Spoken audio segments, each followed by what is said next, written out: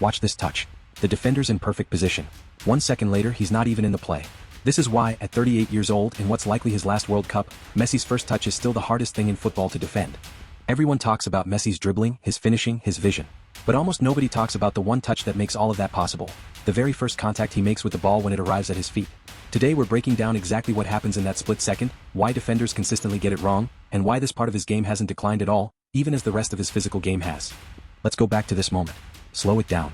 Slow motion replay, look at his body position the instant before the ball arrives. He's not square to the defender, he's already angled away. Now watch the touch itself. The ball barely moves. It doesn't bounce off his foot, it just stops. Most players need a second touch to control the ball and a third to start their next move. Messi's first touch does both at once. It kills the ball's momentum and sets up the next action in the same motion. Show a second example, different match, same pattern. Here's another one. Different game, same principle. Watch the touch, dead weight, no bounce, body already turning. So why does this break defenders specifically? Comes down to information. A defender reacts to where they think the ball is going next. When Messi takes a normal-looking touch, the defender's brain calculates a trajectory and commits a step in that direction before the ball even settles. But because Messi's touch kills momentum so completely, there's no trajectory to read.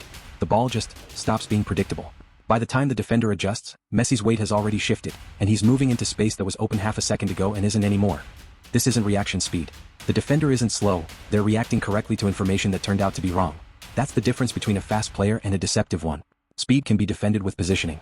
Deception can't because by definition you don't see it coming. Why this still works at 38 in his final World Cup? This matters more this tournament than maybe any other, because the rest of Messi's physical game has clearly changed. He's not winning foot races. He's not pressing high or covering the ground he used to. But this part, the first touch, the deception, the decision-making in a 1-yard space, none of that depends on speed or stamina. It's pure technique and timing, and that doesn't decline the way physical attributes do. That's why you'll see him conserve energy for 70 minutes and still produce a moment like this in the 75th. He's not trying to outrun anyone anymore. He's just making sure that whenever the ball does reach his feet, the next half second belongs entirely to him. So to recap, it's not magic and it's not really about flair. It's a touch that kills the ball's momentum completely, denies the defender any trajectory to read, and sets up his next move in the same motion. That one mechanical detail is doing more work for Messi at this World Cup than people realize. And you'll get to see exactly this today. Argentina takes on Austria at AT&T Stadium, kickoff 1 p.m. Eastern, with Messi looking to build on his hat trick from the opener. Watch for this exact touch in the build-up. That's it for the Messi breakdown. From here we're moving on to other players defining this tournament.